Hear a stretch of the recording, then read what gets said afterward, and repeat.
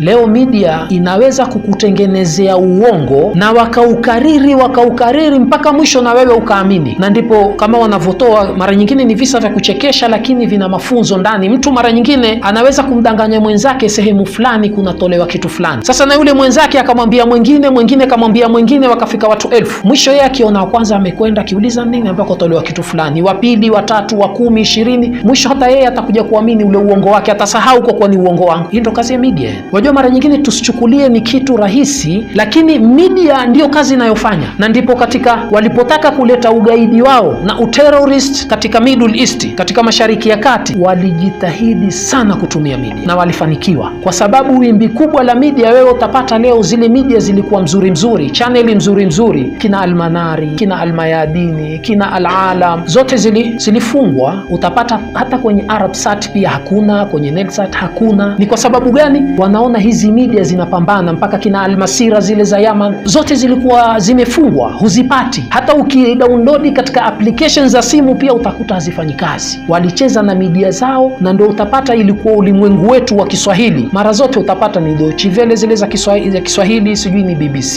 Sasa utapata ili media zilikuja zikatutawala na zikatutoa timing, mwisho ikawa hujui sasa kwa kuwa kuna ukweli nyuma ya haya yanayozungumzwa. Na ndio kazi ya media. Media inacheza nafasi kubwa sana katika ulimwengu wetu.